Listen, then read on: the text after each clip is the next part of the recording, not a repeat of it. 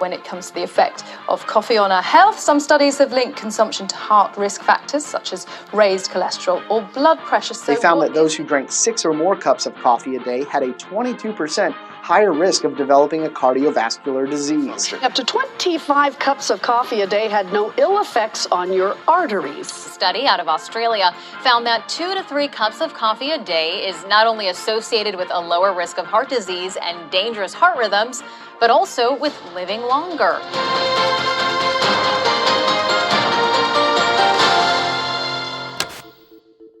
It seems as if every year there's a new study on whether coffee is good or bad for you. You've probably seen other contradictory reports on how vitamins or water consumption or salt or sugar affect some other health outcome you care about. So why is it that we see so many conflicting reports in the media? Why is it so difficult to determine whether something like coffee is good or bad for, say, your heart? It has a lot to do with the challenge of separating out all the factors that influence our health. Things like age, weight, height, genetics, mindset, sleep patterns, stress, exercise, and, well, you get the idea. Health is the sum of many things, and coffee is just one small piece of a much larger puzzle. Teasing out its influence is no easy feat. In this episode, we'll dig into a tool for tackling a common mistake that affects how we think about everything from coffee to medicine to education. You'll hear a colorful story from history that illustrates how this tool works, and I'll speak with renowned economist John List about how the very same tool can generally help us all think more clearly and make better decisions.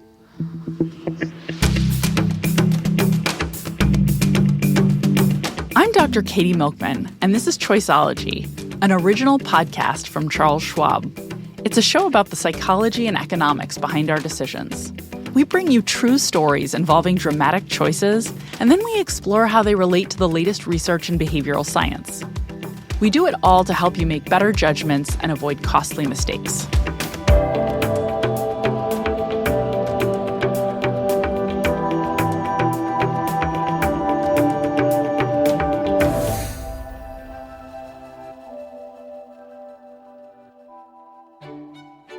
Think of somebody with an enormous powdered wig that goes several feet above their head and maybe has a ship in it. That's the time that we're talking about. This is Mara. Hi, my name is Mara Rockliff. I write books for kids, usually about strange and fascinating things in history that have been forgotten.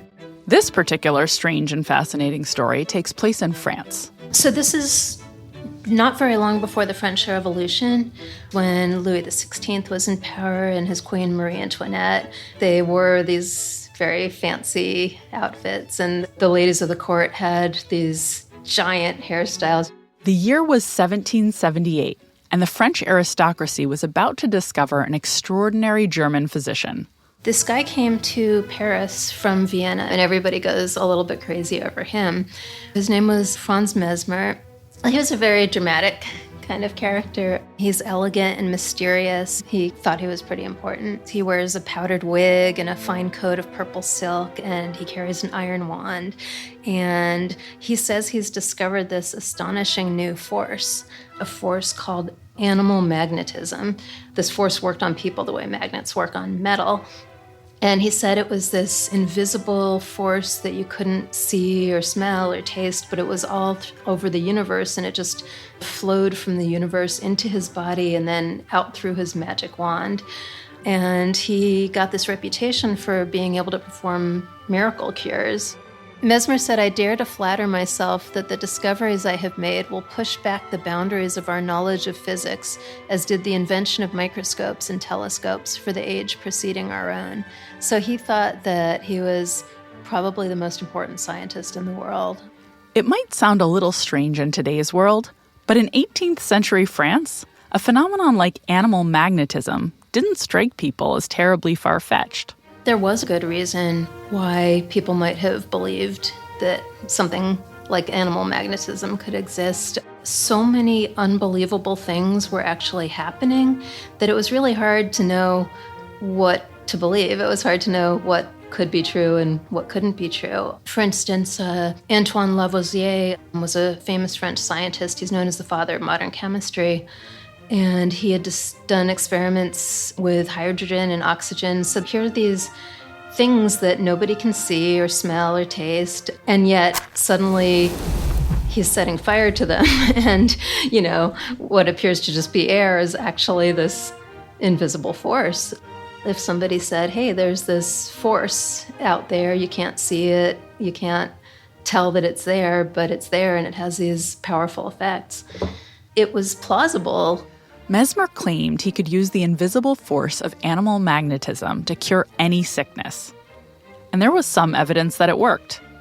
Wealthy patients flocked to Mesmer and eventually named this treatment after him.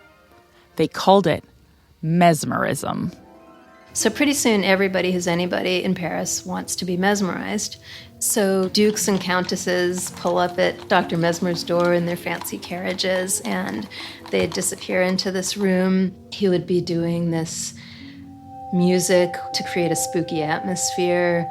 There's these velvet curtains, and the lights would be low, and it would be kind of airless, and everybody sits around this sort of big wooden tub with iron rods. It's this very odd-looking thing and looks very scientific. And so people would come into this very dramatic scene with this very dramatic guy, and then he's staring into their eyes and he's waving his hands, and they start having all these reactions: shrieks, tears, hiccups, and excessive laughter. People were fainting and screaming and falling all over the place, and then they would say that they felt better, and maybe they did. But some people were not fans of this new trend. Not everybody was absolutely delighted by what was going on with Dr. Mesmer, and the people whose noses were really out of joint were the doctors, because nobody wanted their treatments anymore. So they went and complained to the king. King Louis XVI decided to establish a commission to investigate this new medical phenomenon, and he appointed a famous outsider to lead it. His name was Benjamin Franklin. Benjamin Franklin was a celebrity in France. He was very respected by all the best scientists in France, and at the same time, he was super popular with the people. Ben Franklin had been in France for a couple of years, where he had helped achieve official diplomatic recognition for the United States in the Revolutionary War. So Franklin was a pretty old man at this point. He had gout, he had kidney stones, and he was not able to get into a carriage and go jostling over the cobblestones of Paris to go see Mesmer. He was living outside of Paris in the country. So he asked for Mesmer to come to him, and Mesmer refused because Mesmer was, in his own eyes, an extremely important person, and he wasn't going to go to him. But Mesmer's second in command, Charles Schwab, went out there to demonstrate for Franklin and the other members of the commission how mesmerism worked. Franklin, of course, the first thing he did was had it tried on himself. It must have been quite the scene, with Benjamin Franklin submitting to this strange mesmerism from Charles Schwab. He sort of makes some woo gestures at you, either with his hands or his wand. Ben Franklin and some of the members of the commission just stand there and say, I don't feel anything. And so the word got back to Dr. Mesmer, and Dr. Mesmer said, well, there must be something strange about this American because it's not working on him for some reason. At this point, Ben Franklin observed Charles Schwab mesmerizing some regular patients of Dr. Mesmer's. And the people would scream that they felt like their body was burning all over, and, they would fall down in a faint and all this kind of thing. So Franklin and the commission were at a crossroads. On one hand, the procedure seemed to work on some patients. On the other hand, when Charles Schwab attempted to mesmerize Franklin and the other commission members, they felt nothing. Benjamin Franklin needed a way to figure out what was going on. Franklin was skeptical in the first place, but he kept an open mind. Even though he was the world's most famous scientist, he was open to things. He just wanted to find out, well, is it real or is it not real? He observed what was happening to himself and other people, and he asked himself, well, could this be in their minds? So he's created this hypothesis, and he needs to figure out, well, how can I test that? That was when Franklin and the other members of the commission came up with the idea of blindfolding the patients so that they wouldn't know what was being done. This decision to blindfold the patients was important to the tests. and to the future of scientific research. So one of the tests that Franklin ran was they took this young boy who was one of Dr. Mesmer's patients, and they blindfolded him and they took him outdoors into a grove of apricot trees. This boy was supposed to be especially sensitive to animal magnetism. They told him that one of the trees had been mesmerized, meaning this tree had had a wand waved over it and had had this invisible force funneled into it. And they said, find the tree that's been mesmerized.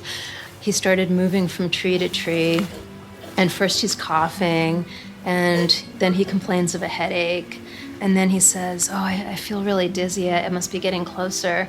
And finally he gets to the last tree, and he just faints dead away. It was a dramatic moment, but... In fact, he hadn't gone anywhere near the particular apricot tree that had been, quote-unquote, mesmerized. It seemed that the boy couldn't detect where the mesmerized tree was at all if he was blindfolded. Ben Franklin repeated the experiment on several other patients. There was this one patient who reacted very strongly when he wasn't blindfolded and was being mesmerized. So they blindfolded him, and Franklin said to him, hey, you're being mesmerized right now. Can you feel it? And he said, oh, yes, yes. And in fact, Charles Deslon wasn't even in the room at that time.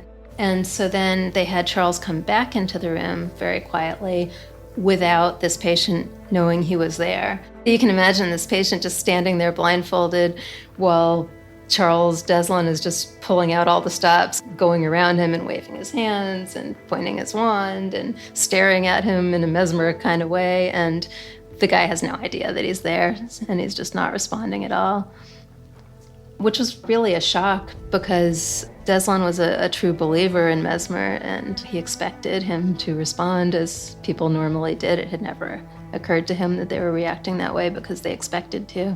Ben Franklin had his answer.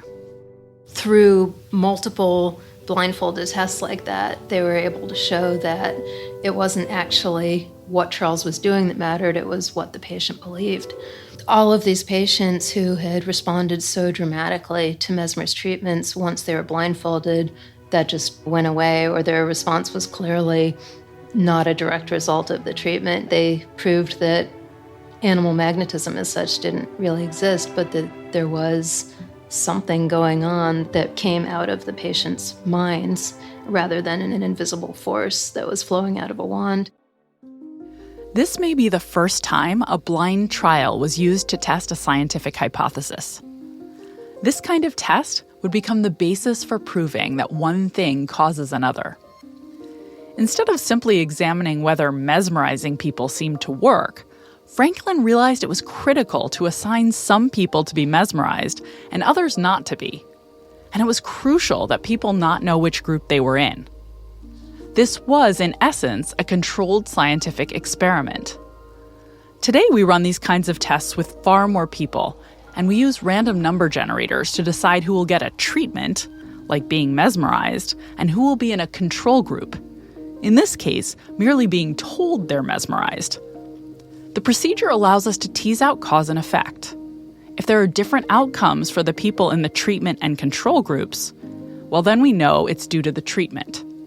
If not, well, it was all in our head. The scientific method was well established already. The idea that you observe a situation and then you ask a question and then you make a hypothesis and then you test that hypothesis. But what had not been done before that Franklin invented here was the blind protocol, the blind test, and that was really an important development. Ben Franklin and the commission published their findings in a report. It was an immediate bestseller. 20,000 copies were snatched up right away. And so Mesmer, who had been a celebrity in a good way, was now sort of infamous and mocked. He was the subject of parodies. There was this one stage play where they show Mesmer with a patient, and the patient says, "Please, doctor, tell me, does animal magnetism really do any good?" And the guy playing Mesmer jingles some coins and says, "Well, I can assure you it does me a lot of good." So this report, of course, completely ruined his reputation. He fled Paris. He went back to Germany, where he spent his last days with a pet canary, which would wake him up every morning by landing on his head. mesmerism fell out of favor. Mesmerism got such a bad reputation that eventually when scientists wanted to go back and work with it some more, they had to rename it hypnotism so that it wouldn't be associated with this big scandal. But the real lasting impact of this story comes from Franklin's use of blind trials. The blind protocol is basically the gold standard now for any kind of new medication. You have to test every medication against a placebo. It needs to be blind, meaning the patient needs to not know whether they're getting the placebo or the medication. And that way, if the medication has better effects, then you know it's not just because they believed that it was going to help. And today we have the double-blind protocol, which is even better, in which the doctors who are giving out the medication don't know whether they're giving out the medication or placebo, so that they can't have an impact on the results either. It's what the FDA requires before any new medication would come on the market. It's super important. Mara Rockliff is the author of several historical books for children and teens, including the award-winning Mesmerized, How Ben Franklin Solved a Mystery That Baffled All of France. You can find links in the show notes and at schwab.com/podcast.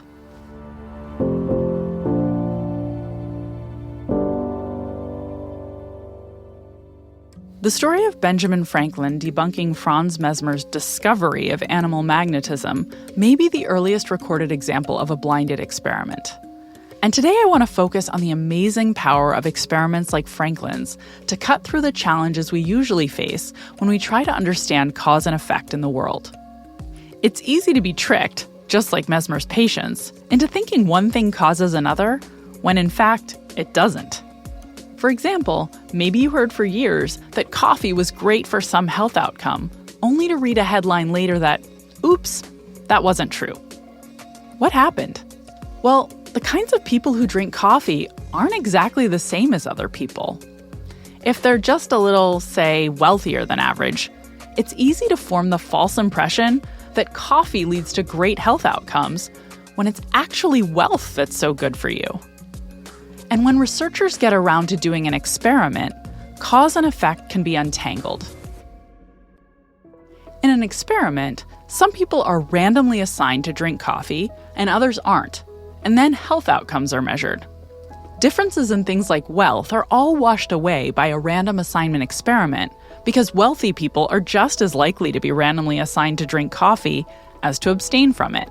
And so you're left with the truth, which is often that there's no causal relationship between a food or drug that was believed to have superpowers and the outcomes we seek. I remember one headline pronouncing that abstaining from alcohol entirely leads to a shortened lifespan. Maybe, but a much easier explanation is that people who abstain from alcohol completely do so because they're a little different. Maybe a decent chunk of abstainers have a health issue that prevents them from drinking, and that's the reason they, on average, die younger. A foolproof way to get around all this mess is with the experimental method. My next guest is a renowned economist, and his area of expertise is actually experimental economics. That means he uses the experimental method in essentially all of his work. John List is the chief economist at Walmart and the Kenneth C. Griffin Distinguished Service Professor of Economics at the University of Chicago. Hi, John. Thank you so much for joining me today. Hey, Katie. Thanks so much for having me. How's everything going? Everything is great. Okay, I'm going to dive right in because I have so many questions for you today. So my first question is if you could just describe what it means for two variables to be correlated with one another. Yeah, that's a good question. I think if you ask people to define correlation, if you ask 30 people, you'd probably get 30 different answers. My preferred definition is two variables that move together, either directly, like when one goes up, the other goes up. Like crime and ice cream sales, say? Exactly, or like ice cream sales and drownings. That would be something that when one goes up, the other goes up. And correlation can also be when one goes up, the other goes down. Something like when the price of a good goes up, the quantity demanded in economics goes down. Now, I would say that's causal, but of course, Correlation simply means that two variables are moving together. Great. I love that you brought up causality because that was my next question. Could you describe what it means for two variables to be causally related, meaning one causes the other? Causality is a special form of correlation where when one variable moves, that causes another variable also to move. So again, it could be one variable goes up, that could cause another variable to go up. Or when one variable goes up, it causes another variable to go down. A causal relationship now is fundamentally different than a relationship that is merely correlational. And of course, a huge amount of your work, and mine too, is about trying to figure out what's causal and what's not. And I'm going to get there in just a second. But I wanted to ask why you think it is so hard to disentangle causation and correlation and why people get them mixed up. Yes. So I think it's hard because in many cases you don't know assignment. So what I mean by that is if you ask yourself, does Head Start work? Head Start being the early childhood education and health program for low-income children and families. Exactly. So what Head Start did early on was they looked at outcomes, third grade test scores, kindergarten readiness, etc., of kids who went to Head Start versus kids who did not go to Head Start. And what they reported was that kids who went to Head Start had better outcomes. So they argued that Head Start is good for kids. Now, what you have mingling here is that parents who really care about their child's education are more likely to put their child in Head Start. So that's the assignment mechanism that I'm talking about. It's actually parents choosing or kids selecting into that particular program. And in many cases, it's that happens to be the most important, not Head Start. People think just because there's a relationship there, that it's causal. So it kind of makes sense. Yeah, that's such a great example of a situation where a random assignment experiment could help clarify things. So the beautiful aspect of randomization is you can go into a really dirty environment.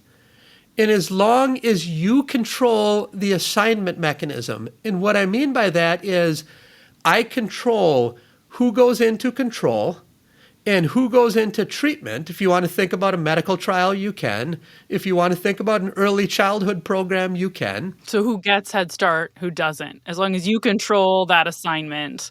Exactly. You have a bunch of parents who say, I want my kid in Head Start, and let's say I'm oversubscribed.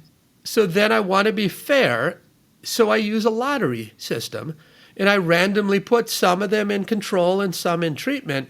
I realize the world is a messy environment, but what's nice about randomization is it balances that dirt across the treatment and control groups.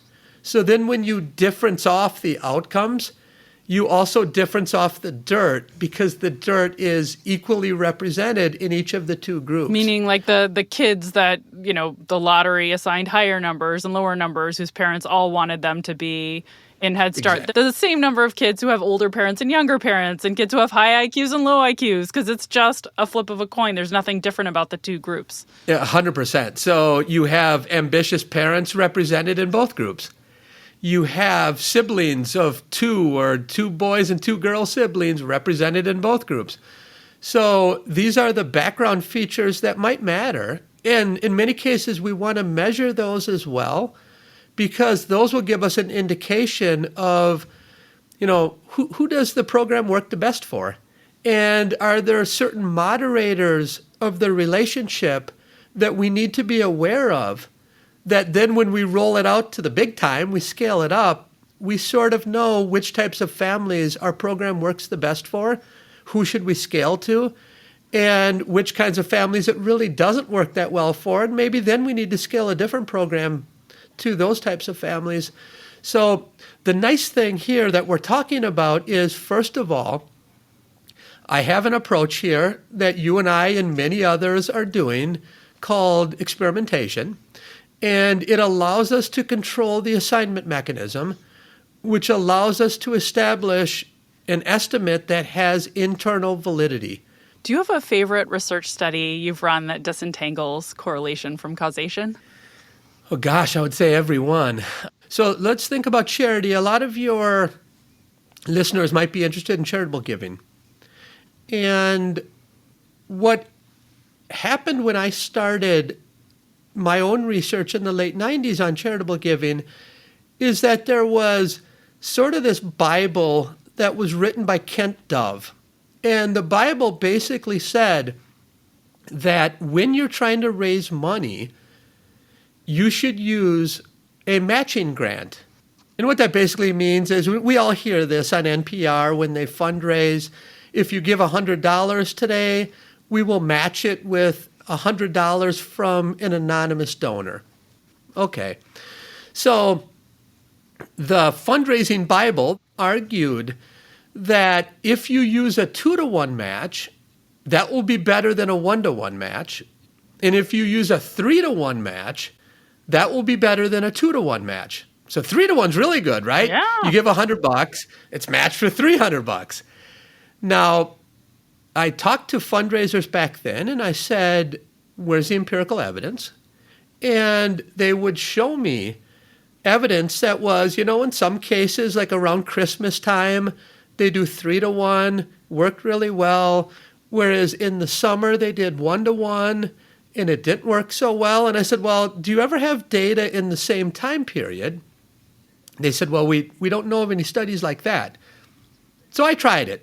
I worked with Dean Carlin from Northwestern, and Dean and I decided to help a charitable organization raise money. And we wanted to test the theory about 1-to-1 versus 2-to-1 versus 3-to-1. So what we did is we took thousands of households and put some in a control group, which just received a letter with no match. And then another group was 1-to-1, another group was 2-to-1, another group was 3-to-1. And people were randomly assigned to those groups. Yes, and we find kind of two things that jump out. First, having a match matters a lot. So if you just have match money available, you raise more money. And we can say that in a causal sense because we found that the 1-to-1, 2-to-1, and 3-to-1 groups raised a lot more money than the control. Okay. Now, what about the 1-to-1 versus 2-to-1 versus 3-to-1? What we find is that makes no difference. So the 1-to-1 raises the exact same amount of money as the 2-to-1, which raises the exact same amount of money as the 3-to-1. So what we can say now is what they were telling us before was a correlation, and they were finding a result because of Christmas cheer giving. The 3-to-1 was working better in December because a lot of people give more anyway, and they never really had a control group to compare their 3-to-1 with. So now we can say in a causal way that a higher match rate does not influence giving patterns, but having a match does. And because we used a field experiment, we can make a strong causal statement. Yeah, I love that. That's a great example. And it's one that really matters, right? Because we don't want to be matching 3-to-1 and trying to raise that kind of extra capital when it's actually not necessary to motivate our donor base if we're an organization. No, 100%. So really you're just throwing away, let's say, rewards that are, you don't realize it, but they're not helping you. You could take the 3-to-1 dollars, give everyone 1-to-1, and then you can use those dollars for a new drive. And those dollars, of course, go a long way. So what that means is I can make a strong causal statement if I understand the assignment mechanism. I need a few other assumptions too, like compliance and attrition. Those are our exclusion restrictions in the experimental world. After those are in place, I can be confident that I'm estimating a causal relationship. I also find, and I'm curious if this is true for you too, that once you learn to think this way, it helps you be more skeptical of the information that others are feeding to you. And it's easier to poke holes in when someone's giving you useful data or useful information or information that they've merely constructed to align with their goals. So I'm sort of curious to what extent doing this kind of work has changed the way you think about the information the world is feeding you. No, I think you're 100% correct. Another side benefit of understanding correlation versus causality is that it's really much easier for you to understand what's happening in the world. You can ask yourself, what are the incentives that the person has who's giving me the information or who has generated the information? Do they have certain incentives to give me a particular result? If so, you should think twice. Whether the decision making is to vote for a particular candidate or to believe the information that you're receiving, to think about, is that truly a causal result or is there a lurking variable? I think all of this really helps make you a better decision maker as well. That is a wonderful place, I feel, to wrap. John, thank you so much for taking the time to talk to me today. I really appreciate it. Katie, it was so great to be here, and I can't wait to come back. John List is the Kenneth C. Griffin Distinguished Service Professor of Economics at the University of Chicago. He's also the chief economist for Walmart. You can find a link to his terrific new book, The Voltage Effect: How to Make Good Ideas Great and Great Ideas Scale, in the show notes and at schwab.com/podcast. Whether you're interested in better understanding correlations between market and economic data, or just want to make smarter financial decisions, say, around your own charitable giving, check out the Financial Decoder podcast. It's a great resource for digging into the financial implications of the phenomena we explore here on Choiceology. You can find it at schwab.com/financial decoder, or wherever you get your podcasts. As John List mentioned, becoming more discerning about the distinction between correlation and causation can help you better understand the world and make stronger decisions. When I teach my Wharton MBA students about the experimental method and its power to help disentangle correlation from causation, the first thing I suggest is that they start greeting causal claims in news headlines and from friends and colleagues with a healthy dose of skepticism. When someone tells you that eating garlic can prevent headaches, or that owning more books will improve your kids' lives, no matter how plausible their story, it's important to ask yourself, could there be some other explanation for this besides a causal one? Next, if the claim is important enough, I'd ask, what kind of evidence would convincingly prove this is true?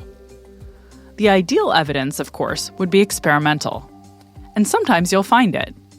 After all, experiments are how doctors test new vaccines and medications. Increasingly, experiments are being used by economists and companies to test everything from the value of charitable matching campaigns to microfinance. In fact, the Economics Nobel Prize in 2019 was awarded to a group of development economists for their new experiment-based approach to fighting global poverty. And pioneers like John List are bringing experiments inside big companies like Walmart to improve decision-making. But experiments are still rarer than they should be in business and policy-making, given the importance of understanding cause and effect. Experiments can be costly and complex, but it's often worth the effort to determine what's real and what's not when you're facing high-stakes decisions.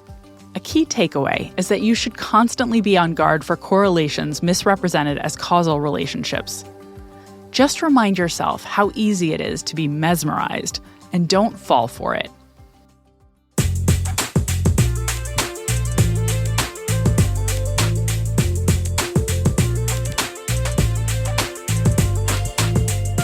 You've been listening to Choiceology, an original podcast from Charles Schwab.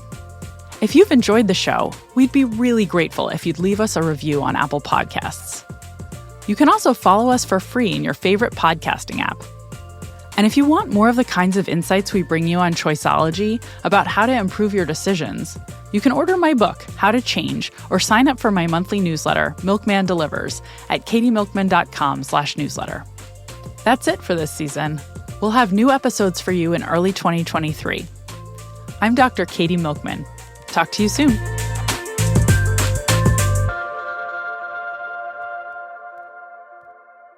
For important disclosures, see the show notes or visit schwab.com/podcast.